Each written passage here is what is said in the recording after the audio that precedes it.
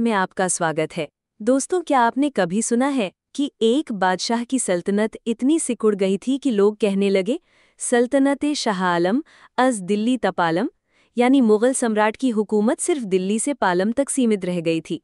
दोस्तों, यही है भारत के इतिहास का वो दौर, मुगल साम्राज्य का पतन 1707 से 1857। और की पड़ताल करेंगे जब उसकी चमक कह सकते हैं कि फीकी पड़ रही थी। हाँ बिल्कुल। हमारे सामने जो स्रोत हैं वे औरंगजेब के बाद के बादशाहों और सल्तनत के कमजोर होने की कहानी बताते हैं। बिल्कुल, और हमारा मकसद भी यही है कि इन स्रोतों से वो खास बातें, वो वजह निकालें जिनसे पता चले कि इतना बड़ा साम्राज्य आखिर बिखरा कैसे। हाँ, ये समझना जरूरी है। चलिए इस कहानी के अहम मोड़ों को समझते हैं। तो औरंगजेब के बाद क्या हुआ?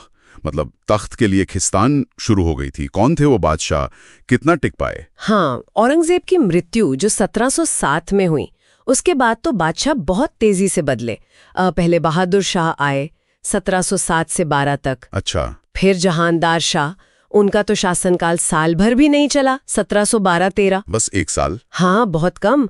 उसके बाद फर्रुखसियर 1713 से 19, और फिर मोहम्मद शाह, जिनका दौर थोड़ा लंबा रहा, 1719 से 48 तक। तो ये जो दौर था, ये लगातार उत्तराधिकार युद्धों का, काफी उथल-पुथल का दौर था। और जाहिर है ऐसी उथल-पुथल में ताकतवर गुट भी उभरे होंगे। हमने वो सैयद बंधुओं का जिक्र देखा है स्रोतों में। सही पकड़ा आपने। इसी दौर में सैयद बंधु अब्दुल्ला खान और हुसैन अली वो बहुत ताकतवर हो गए। King maker. हाँ, उन्हें किंग मेकर यानी बादशाह बनाने वाला कहा जाने लगा। उन्होंने फर्रुखसियर को गद्दी दिलाने में मदद की थी। अच्छा। और फिर प्रशासन पर अपनी पकड़ बना ली। लेकिन देखिए, उनके इस दबदबे का एक नतीजा ये भी हुआ कि बादशाह की अपनी ताकत, उनका इकबाल, वो कमजोर पड़ गया। और इससे बाहरी शक्तियों को मौका मिला होगा। हाँ बिल्कुल, दखलंदाजी का मौका मिला। वैसे एक बात और है, जानकारी मिलती है कि उन्होंने धार्मिक सहिष्णुता की नीति अपनाई थी और मराठा राजा शाहू से समझौता भी किया था। ये दिलचस्प है। और इन्हीं बाहरी शक्तियों में फिर ईस्ट इंडिया कंपनी का नाम आता है ना? उनको व्यापारिक रियायतें कैसे मिलनी शुरू हुई? हाँ देखिए, इसकी शुरुआत तो थोड़ी पहले हो चुकी थी। शाहजहां के बेटे थे शाह शुजा। अच्छा। उन्होंने बंगाल में कंपनी को सिर्फ 3000 रुपए सालाना के बदले बिना चुंगी के व्यापार की इजाजत दे दी थी। इसे निशान कहते थे। सिर्फ 3000 रुपए में? हाँ, लेकिन जो बड़ा मोड़ आया वो था 1717 में। फर्रुखसियर का वो शाही फरमान, जिसे अंग्रेजी व्यापार का मैग्ना कार्टा भी कहा जाता है। वही। फर्रुखसियर ने 3000 रुपए सालाना के बदले कंपनी को बंगाल में मुक्त व्यापार का अधिकार दे दिया। अच्छा। और साथ ही कंपनी को माल ढुलाई के लिए दस्तक, एक तरह का पास, वो जारी करने का हक भी मिल गया। तो इसका असर क्या हुआ? सिर्फ व्यापार तक ही सीमित था? नहीं, यहीं पे असल दिक्कत शुरू हुई। हुआ ये कि कंपनी के जो अधिकारी थे वो अपने निजी व्यापार के लिए भी इन पासों का, इन दस्तकों का धड़ल्ले से इस्तेमाल करने लगे। अरे। हाँ, तो इससे जो बंगाल के नवाब थे उनको भारी राजस्व का नुकसान हुआ, और यही चीज आगे चलकर टकराव की एक बड़ी वजह बनी। प्लासी की लड़ाई वगैरह की जड़ें यहीं थीं। समझ गया। और ये सिलसिला रुका नहीं फिर? 1765 में जो इलाहाबाद की संधि हुई, उसने तो शायद हालात पूरी तरह बदल दिए। बिल्कुल, वो बक्सर की लड़ाई हुई थी 1764 में। उसमें हार के बाद 1765 में मुगल बादशाह शाह आलम द्वितीय को ईस्ट इंडिया कंपनी के साथ ही संधि करनी पड़ी, इलाहाबाद की संधि। और इसमें क्या तय हुआ? इसके तहत कंपनी को बंगाल, बिहार और उड़ीसा की दीवानी, लगान वसूलने का अधिकार, वो स्थायी रूप से मिल गया। अच्छा, स्थायी रूप से? हाँ, हमेशा के लिए। और बदले में बादशाह को 26 लाख सालाना पेंशन मिलनी तय हुई। तो यहीं से मुगल बादशाह सिर्फ नाम के शासक रह गए हैं, अंग्रेजों के पेंशनर। एकदम सही। यहीं से वो अंग्रेजों के पेंशन याफ्ता बन गए, और शाह आलम द्वितीय ऐसे पहले बादशाह थे जो पेंशन पर आश्रित हुए। तो एक तरफ बादशाह अंग्रेजों पर निर्भर हो रहे थे, लेकिन इस बीच सल्तनत पर और भी तो चोटें पड़ी होंगी। वो नादिर शाह का हमला, वो तो एक बड़ा सदमा था। हाँ, वो बहुत बड़ा सदमा था। मोहम्मद शाह रंगीला का शासनकाल था 1719 से 48। हाँ, रंगीला बादशाह। हाँ, तो 1739 में ईरान के शासक नादिर शाह ने दिल्ली पर हमला किया, और दस्तावेज साफ बताते हैं कि उसकी जीत की वजह कोई बेहतर फौजी तकनीक नहीं थी। तो फिर क्या थी? वजह थी मुगल बादशाह की कमजोरी, उत्तर पश्चिमी सीमा की पूरी तरह से अनदेखी, और दरबारियों की आपसी फूट, गुटबाजी।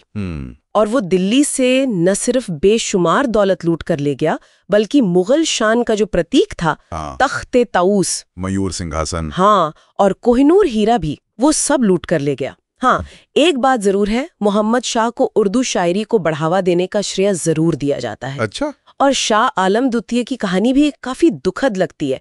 राजधानी से सालों दूर रहना पड़ा, फिर अंधा कर दिया गया। हाँ, शाह आलम द्वितीय, जिनका शासनकाल 1759 से 1806 तक रहा, उन्हें कई साल दिल्ली से बाहर बिताने पड़े।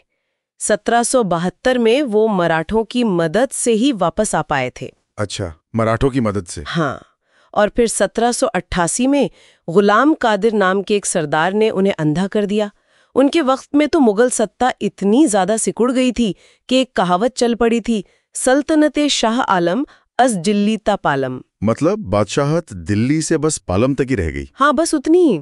इसके बाद फिर अकबर द्वितीय और आखिरी बादशाह बहादुर शाह जफर का दौर आया। हाँ, अकबर द्वितीय 1806 से 37 तक उन्होंने अपनी पेंशन बढ़वाने के लिए राजा राम मोहन राय को राजा की उपाधि दी और 1830 में लंदन भेजा था। ओह, ये राजा की उपाधि अकबर द्वितीय ने दी थी। हाँ, और बहादुर शाह जफर 1837 से 57, वो तो सही मायनों में बिना साम्राज्य के सम्राट थे। उनके दरबार में गालिब और ज़ौक़ जैसे बड़े शायर जरूर थे, पर सियासी ताकत बिल्कुल नहीं थी। 1857 के विद्रोह का नेतृत्व करने की वजह से उन्हें रंगून भेज दिया गया, जहां उनकी मौत हो गई। तो ये सारी जो घटनाएं हुई, बादशाहों की कमजोरी, बाहरी हमले, कंपनी का बढ़ता दबदबा, क्या कोई एक बुनियादी वजह थी इस पतन की? हमने स्रोतों में वो जागीर संकट का जिक्र देखा है। हाँ, इतिहासकारों ने वैसे तो कई कारण गिनाए हैं, लेकिन सतीश चंद्र जैसे जो विद्वान हैं, उन्होंने जागीर संकट को एक बहुत बुनियादी वजह माना है। ये जागीर संकट क्या था असल में? देखिए, मुगल शासन में जो बड़े अधिकारी होते थे, मनसबदार, उन्हें नकद वेतन के बजाय अक्सर जमीन का एक टुकड़ा दिया जाता था। जागीर? हाँ, जागीर, जिससे वो अपना और अपनी सैन्य टुकड़ी का खर्च चलाते थे।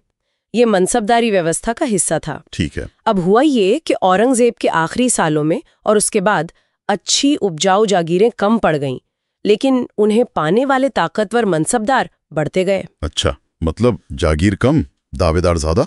बिल्कुल। इससे दरबार में जबरदस्त गुटबाजी बढ़ी, असंतोष फैला और साम्राज्य के जो प्रशासनिक और आर्थिक नींव थी, वो बुरी तरह कमजोर हो गई। और यही कमजोर होती नींव थी जिसने बाहरी हमलों और फिर ईस्ट इंडिया कंपनी के विस्तार को कह सकते हैं कि आसान बना दिया। तो कुल मिलाके ये एक पूरी चेन थी, बादशाहों की कमजोरी, अंदरूनी लड़ाइयाँ, जागीरदारी व्यवस्था का बिगड़ना, नादिर शाह जैसे बाहरी हमले और ईस्ट इंडिया कंपनी का बढ़ता दखल, और जो उन्हें रियायतें मिली। हाँ, रियायतें बहुत अहम थीं। इन सब ने मिलकर मुगल साम्राज्य के पतन की कहानी लिख दी। बिल्कुल। और ये वाकई सोचने पर मजबूर करता है कि अगर मान लीजिए उत्तराधिकार के नियम ज्यादा स्पष्ट होते या दरबार की गुटबाजी पर काबू पा लिया जाता, या शायद वो 1717 का फरमान, हाँ, या फिर उस फरमान जैसी रियायतें देने से पहले थोड़ा दूर तक सोचा जाता, तो क्या आज का इतिहास कुछ अलग होता? ये सवाल तो वाकई सोचने लायक है। हाँ, ये सवाल हम आगे की सोच विचार के लिए छोड़ सकते हैं।